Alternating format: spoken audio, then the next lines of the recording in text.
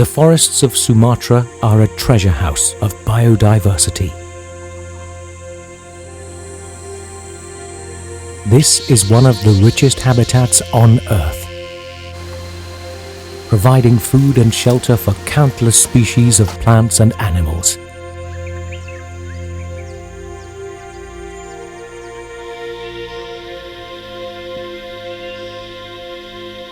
This is also the home of the charismatic orangutan,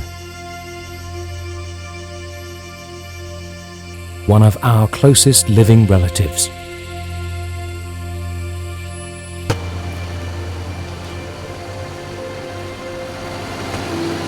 But we invade and destroy these remaining forests for timber exploitation and large-scale agriculture, like oil palm or industrial timber plantations.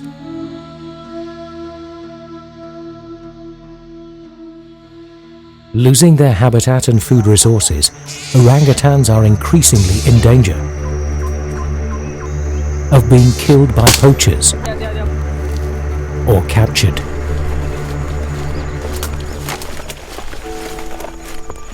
People can still make money by selling young orangutans in the illegal pet trade.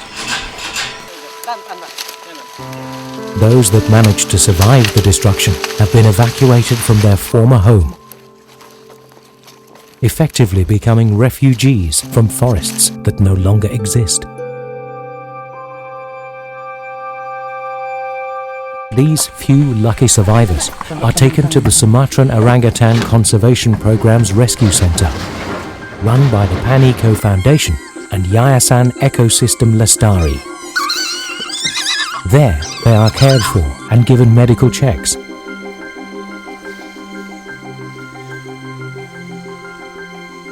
Released back into the wild at one of the two specialized reintroduction centers.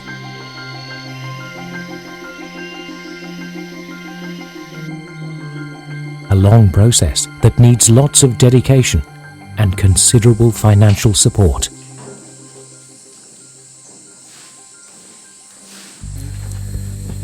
For some, however, returning to the wild is simply not possible. They are too traumatized or badly handicapped. Around a village, and there were some farmers there with some air rifles, and they took shots at him. And he was quite nice and friendly to humans, so he was probably just like amazed that humans would treat him so badly and shooting at him and stuff like that. So he didn't immediately run away. And he ended up with like I think 62 air rifle pellets in his body. Lothar actually, you can see it on x-ray, but when we got him, he had 62 air rifle pellets embedded all over his body. Now we managed to take 14 of those out, but he's still got 48 inside him.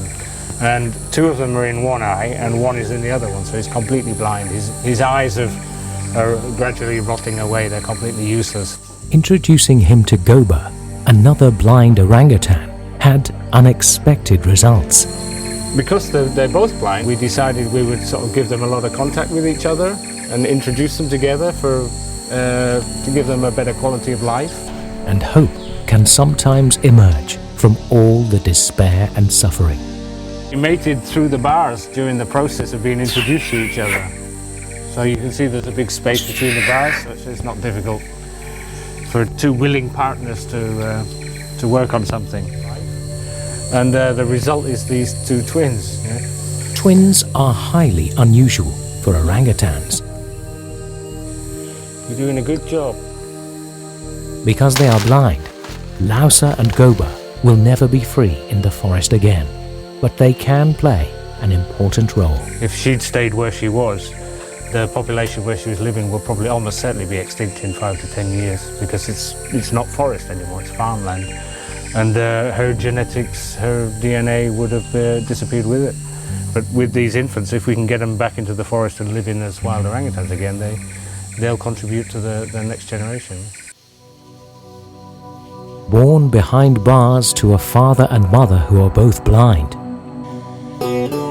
their future is not as bleak as it looks.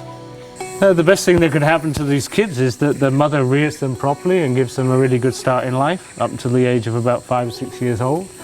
And then we can take them away and start them on the process of returning to the wild.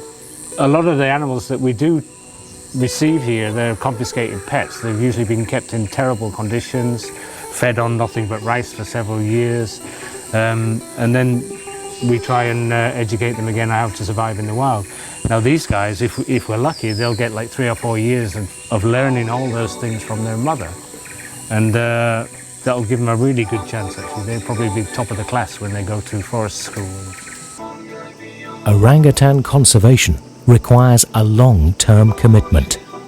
I mean, animals like Gober and Loser and Tila over here who's got hepatitis B, we're not able to release them to the wild. So we do need to develop quite quickly a new facility to house these long-term animals.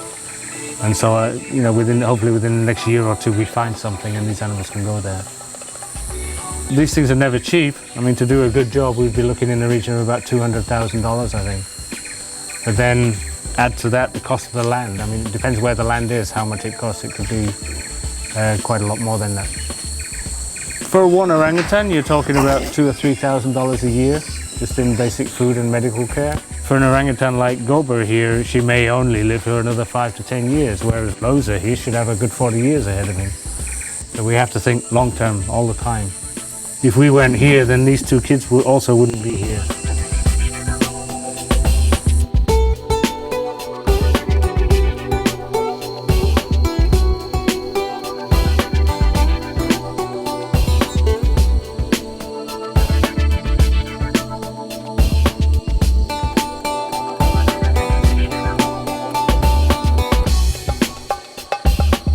The orangutans need your help.